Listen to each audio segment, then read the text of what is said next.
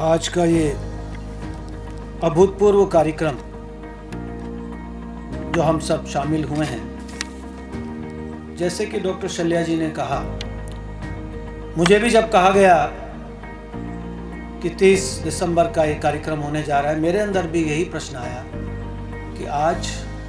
इतना तो मुझे ध्यान था कि कुछ ना कुछ सुभाष चंद्र बोस जी से जुड़ा हुआ है, मगर डिटेल्स मुझे भी नहीं मालूम थी। फिर मैंने पढ़ा और जाना और बहुत संक्षेप में आपके सामने कहूँगा कि आज वो घटना घटी इस भारत के इतिहास में, विश्व इतिहास में, जिसकी गूंज अंग्रेजों के लिए एक दुस्वप्न बन गई। क्योंकि आज के दिन नेताजी सुभाष चंद्र बोस ने जो अगस्त में 1943 में उन्होंने घोषणा की थी कि इस साल के ख़त्म होने से पहले आज़ाद हिंद फौज इंडियन सॉइल पर अपना कब्जा जमाएगी और ध्वजारोहण करेगी, ये उन्होंने अगस्त में घोषणा करी और दिसंबर में ये हो गया, ये घटना हुई। 29 को आप थोड़ा सा मैं आपको, जैसा उन्होंने कहा, थोड़ा नरेशन की तरह बताऊंगा। 29 को 29 दिसंबर को अंडमान द्वीप समूह पर पोर्ट ब्लेयर में एक जहाज उतरा, हवाई जहाज लैंड किया, जिसमें commander in chief Azad Hind Fauj के Netaji Subhash Chandra Bose, Sarvashri Anand Mohan ji, captain Rawat ADC, colonel Rawat और कर्नल एस राजू उनके पर्सनल फिजिशियन, ये लोग उतरे वहाँ पर। 3 दिन का उनका ये वहाँ पर कार्यक्रम था और अगले दिन यानी आज के दिन, आज से 77 साल पहले, कुछ जापानीज जनरल्स भी थे, ऑफिसर्स थे, उनके समक्ष भारत की धरा पर पहली बार उनका जो ये ध्वज आप देख रहे हैं, आज़ाद हिंद फौज का जो पहला हमारा ध्वज था, वो फहराया गया। छोटा सा मार्च पास्ट हुआ और जो गान आपने अभी सुना, शुभ सुख चैन की बरखा बरसे भारत भाग्य है जागा,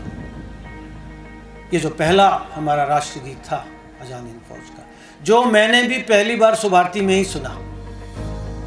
मैंने कई कॉलेज इंस्टीट्यूशंस में काम किया, यूनिवर्सिटीज़ में, मगर ये सौभाग्य यही मिला क्योंकि जैसा कि आपने बताया अभी नीरज कर्ण जी ने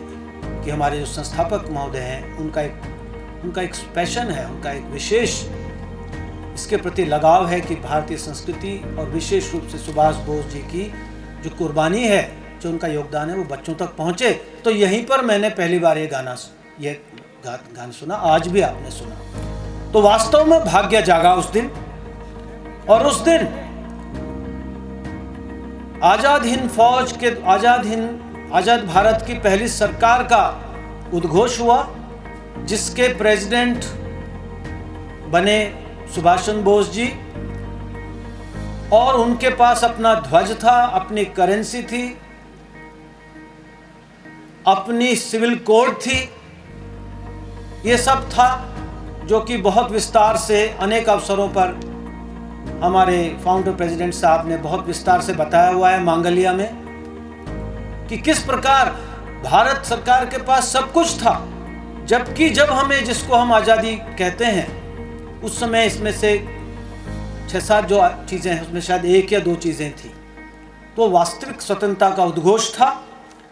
और ये देखिए आप,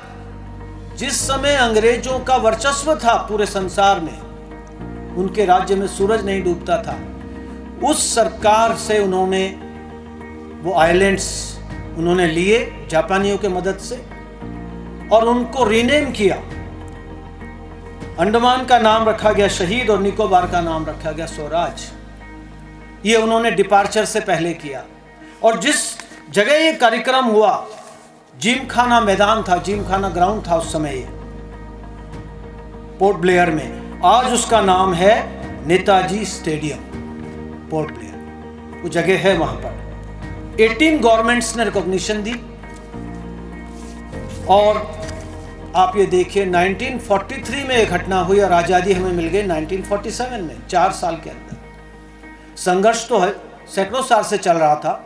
लोगों ने कुर्बानियां भी दी और निश्चित रूप से महात्मा गांधी जैसे लीडर्स का भी रोल था, मगर यह सुभारती में ही आके समझ में आया कि वास्तविक कारण अंग्रेजों के छोड़ने का नेताजी सुभाष चंद्र बोस, उनकी आर्मी, उनकी आईएनए, उनका संकल्प और अंग्रेजों का उनके प्रति भय। अंग्रेज उनसे भयभीत रहते थे और यही कारण था कि सारी घटनाक्रम तो हमारे संस्थापक महोदय बहुत अच्छे से बताते रहे हैं कि इसी के बाद ये आज़ादी मिली। और ये घटना, जैसे कि अभी शल्या जी ने कहा कि इतिहास में पढ़ने को नहीं मिलती, हमने अपने स्कूल में, मैंने भी नहीं पढ़ी। इसका कारण था जानबूझकर अंग्रेज इतिहासकारों ने और उसके बाद के इतिहासकारों ने इस घटना को, इसकी महत्ता को जानबूझ के कम किया, इसको हमारे स्कूलों में पाठ्यक्रम में नहीं आने दिया। और ये देखिए अंडमान निकोबार का नाम वही वापस आ गया, जबकि उसका नाम शहीद और स्वराज रख दिया गया था, वही नाम चलना चाहिए था। थोड़ा सा सुकून यह है हम सबको कि हमारे वर्तमान के प्रधानमंत्री जी ने 2 साल पहले यानी 75 साल बाद वहाँ जाकर उस कुछ आइलैंड्स को, 3 आइलैंड्स को, एक का नाम रखा है शहीद, एक का नाम रखा है स्वराज और एक का नाम रखा है नेताजी सुभाष चंद्र बोस आइलैंड। तो कुछ सुकून है कि हाँ थोड़ी बहुत रिकॉग्निशन मिलनी शुरू हुई है। और मैं इस बात को पूरे होशोहवास में कह रहा हूँ, पूरे ईमानदारी से कह रहा हूँ। मैं भी पढ़ता रहा हूँ, मेरा पढ़ने का शौक़ रहा है, मेरे पास काफ़ी अच्छी बुक्स का कलेक्शन है, मगर सुभाष जी के बारे में, उनके कंट्रीब्यूशन के बारे में जो मुझे यहाँ के पता चला इस यूनिवर्सिटी में, उसका मुझे बिल्कुल भी जरा भी नहीं पता था। तो आज का दिन, वो जो एक मशहूर गाना है, वो गाना तो नहीं गाऊंगा मैं इस मंच से, बदले ना अपना ये आलम कभी, ये दिन तो मनाएंगे हर साल हम, वो जो गाना है मशहूर, तो ये दिन हम मनाएंगे क्योंकि ये दिन हमारे देश की आज़ादी का एक स्वर्णिम दिन है, हम नहीं भूलेंगे इसको। और ये सुभारती का एक बहुत बड़ा कंट्रीब्यूशन है। जय हिंद, जय सुभारती।